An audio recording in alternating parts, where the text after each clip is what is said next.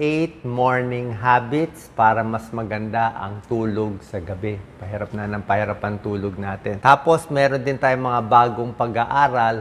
Ano yung mga posibleng bad effects ng kulang sa tulog? Tingnan po natin maraming mga pag-aaral to. Like, pag lagi daw kulang sa tulog habang bata ka pa, 30 years old, 40 years old, hihina daw memory mo sa ibang araw. Yung sinasabi niya, hindi lang to puyat yung pagising-gising sa umaga, paggalaw-galaw na hindi natin namamalayan, yun daw nakaka-epekto sa memory later. Mataas din ang risk ng Alzheimer's disease at dementia, lalo na pag walang 6 hours ang tulog. So, mas maganda mahaba ang tulog. Diba? Bukod dito, kasi nga marami na hindi makatulog ngayon, meron ding konting pag-aaral, inuugnay nila yung kulang sa tulog sa pagkakaroon ng cancer sa batang edad. Kasi nagtataka nga ngayon, bakit yung cancer pabata ng pabata? Yung colon cancer, dati 60, 70 years old. Ngayon, merong 40 years old pa lang colon cancer na.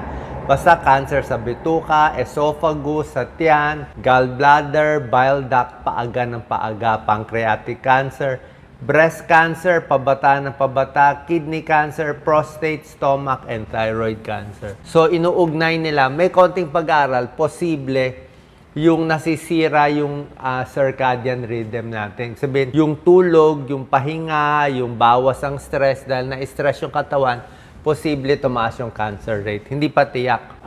Lahat ng cancer, inuugnay nila. Ito nga isa sa lung cancer. Kasi syempre, pag kulang ka sa tulog, yung iba may sleep apnea, di ba? Humihilik, hindi makatulog maigi, nahihirapan huminga, nagkukulang ng oxygen sa katawan. So, maraming complication, heart problem, at isa pa itong mga iba't ibang cancer kasama ang lung cancer. Hindi pa to tiyak, pero ibig sabihin, kailangan matulog tayo. Yung high blood, sigurado yan. Pag kulang ka sa tulog, high blood ka talaga. Tataas ang blood pressure mo. Kulang ka sa tulog, mag-groggy ka, pwede ka ma-aksidente, matumba yan, proven na yan. Kulang ka sa tulog, magpapalpitate ka, tataas ang blood sugar mo, proven na rin yan. Irritable ka rin pag kulang sa tulog. Hindi ka makakonsentrate, mapapadami ang kape mo, wala kang energy. At buong katawan, maraming epekto. Mas tataba ka kasi mas marami kang kakainin. Diabetes, pati balat, papangit, magkaka-wrinkles. Memory, sinabi ko sa inyo, Alzheimer's, memorya, dementia, tataas. Masama sa puso, mabilis magkasakit kung kulang sa tulog, nadidepress, kulang sa tulog, at pwedeng early pagkamatay. So, paano gawin natin? Meron tayong 8 habits na pwede natin gawin sa umaga pa lang para ready ka na sa gabi. Okay? Ano tong mga nire-ready mo? Palagay natin, paggising sa umaga, maganda may konting exposure ka sa araw. O at least pag umaga na, paggising ka na, magtrabaho ka na. Okay? Gusto mo pagurin yung katawan mo in the morning para pagod ang katawan mo, makakatulog ka sa gabi, di ba? So, nire-ready mo na. May konting morning sunlight, pwedeng 15 minutes exposure, wag lang sa sikat ng araw na matanghaling tapat. Kung gusto mo mag-exercise, dapat mas maaga. Okay? Kung matutulog ka ng 10 o'clock ng gabi, hindi ka pwede mag-exercise ng 9 o'clock ng gabi. Di ba? Hindi ka makakatulog. Paano exercise? Hyper ka.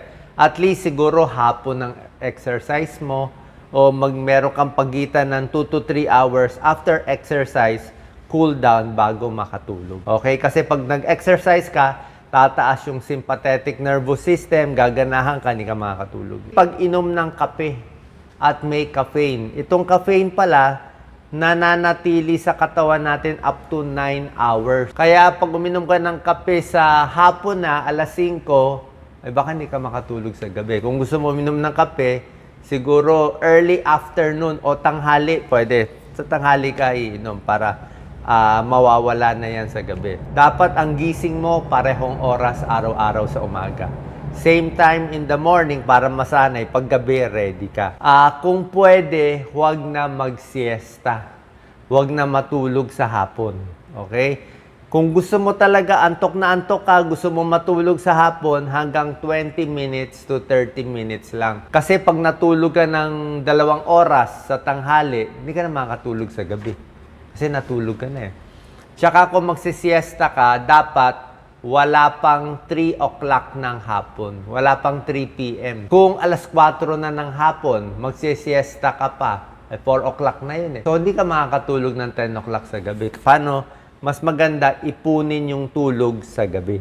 Okay? Para makahaba ka sa gabi. Huwag masyado magpaka-stress daw throughout the day. Dapat daw medyo may stress break, medyo relax konti, hinga-hinga malalim, para throughout the day, relax din. Kasi pag sobrang stress, hindi rin makakatulog sa gabi. Mga tamang pagkain, di ba? Kasi yung pagkain may epekto sa tulog yan. Let's say, mahilig ka sa matataba, matatamis, mga taco, yung mga spicy. Pag kinain mo, pag sumakit ang tiyan mo, hindi ka makakatulog. Di ba? Pag kumulo ang tiyan mo, nagtatai ka pa, masakit ang tiyan, may impatyo ka, hindi ka makakatulog. Pampatulog, yung mga gatas, pwede. Saging, pwede.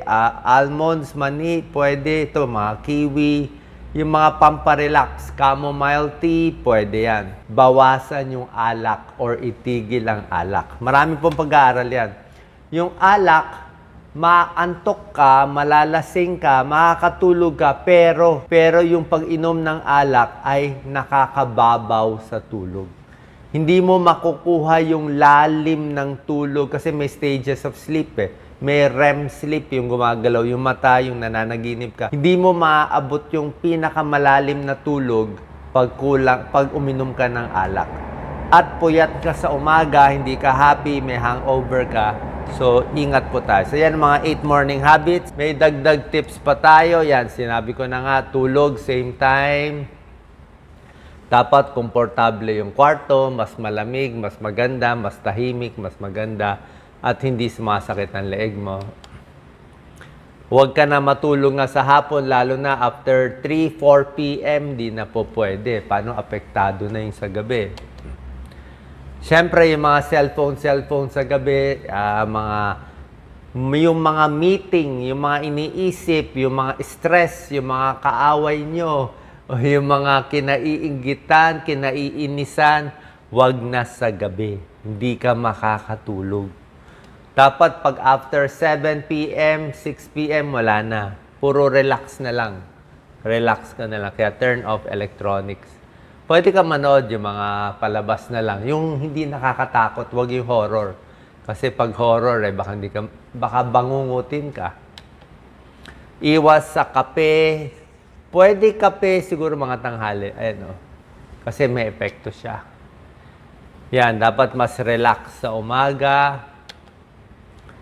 Pwede mag-shower bago matulog. Hindi po bawal maligo sa gabi.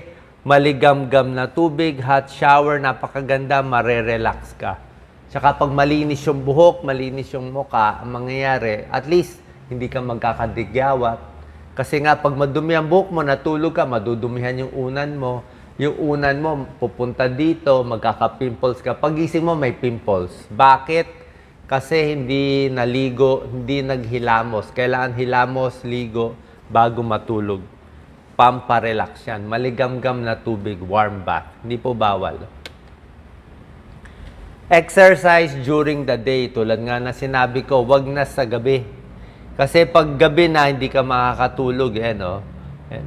Pero pag nag-exercise ka sa umaga, napagod yung katawan, mas makakatulog ka sa gabi.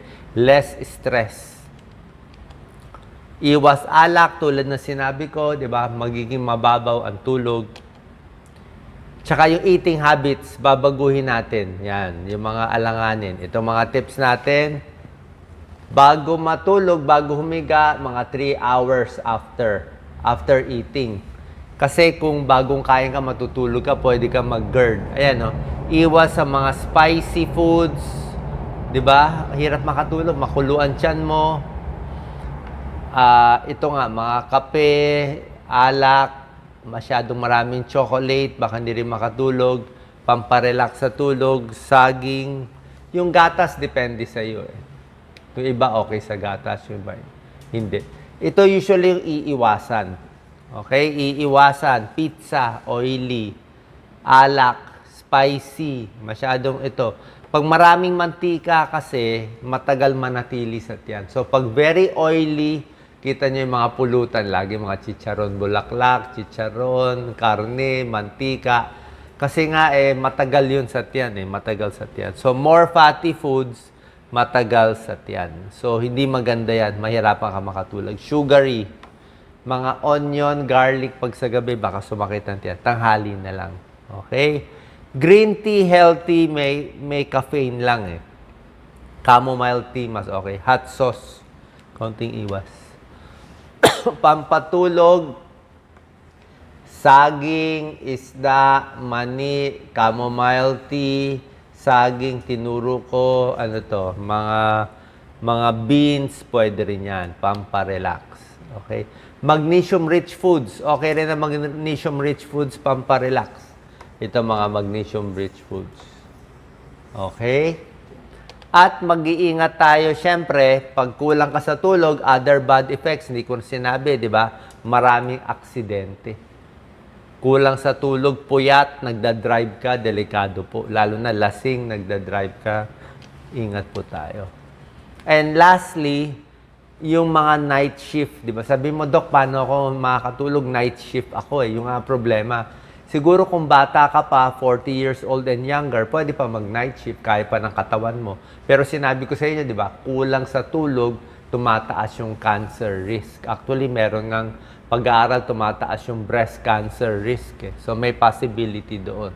So, pag medyo 40 and above, iwas na tayo sa duty sa gabi. Ano problema ng night shift? Pag night shift ka, kahit matulog ka sa umaga, feeling puyat, headache sa umaga, lack of energy, hindi ka makakonsentrate, may nadidepress, irritable ka, tapos babawi ka rin ng tulog, tapos prone to accidents ka, kasi nga kulang sa tulog. So, yun ang mga pag-iingatan natin.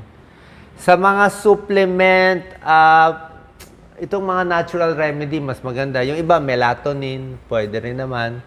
Oo, ito lang yung mga natural remedies. Pero meron ding mga reseta ang doktor, although supplement man o gamot man ng doktor, hindi po pwede pang habang buhay.